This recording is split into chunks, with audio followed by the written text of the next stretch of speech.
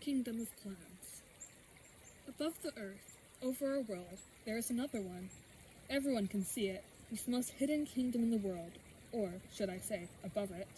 You see, long, long ago, in the times before remembering, people, more advanced than we are now, waged war. They weren't people like you and me. No, they were much different. They looked, acted, even spoke very differently from us. Some of them still do. But I am not there yet. These people consisted of 4 nations, 3 of them wanting to rule the world. They're the kingdoms of water, earth, fire, and air. Waters were like mermaids, yet more grotesque. No hair, letting them glide through the water with speed unrivaled. Fins for hands with claws on the tips to slash, tear, and kill. A fishtail full of enough electricity to stun a rival if touched.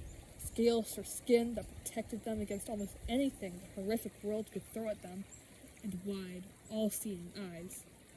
They ruled the sea. Yet they wanted more. So, they created chariots of seaweed and will and fought for the world. Earths were like trees, but more sentient, more blood-craving. The roots slithered them around, reaching and feeling like grotesque monsters. Their branches grabbed and strangled anything within their great reach, that which spanned many lengths of their kingdom. Their mouth was a cavernous hole in their trunk that howled for blood, death, and horror. They ruled the land. Yet they wanted more. So they created axes out of wood and determination and fought for the world.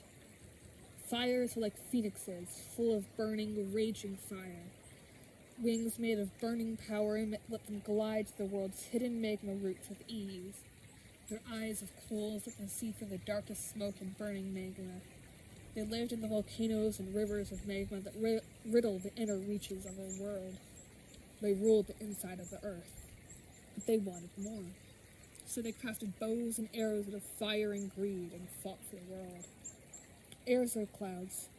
Unlike the other 4 kingdoms, they just want peace and live happily in the sky.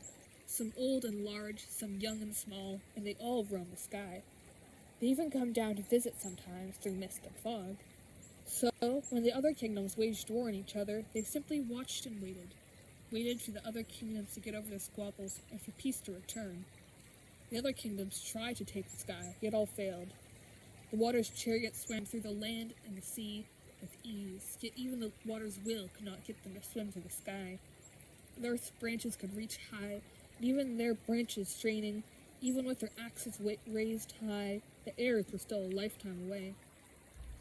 The fire's wings flew through lava and magma with ease, yet in the air they were useless, hanging limbs by their sides, and their arrows, no matter how taut the string and skilled the archer, always fell short of the clouds.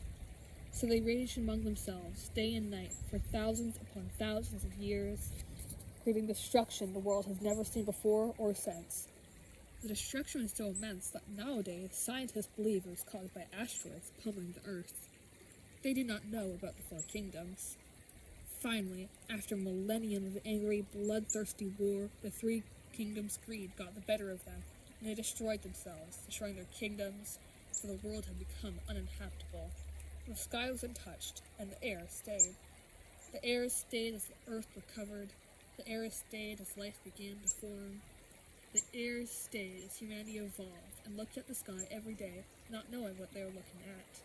And they are still there if you just look up. How can so many be so hidden, yet in full view?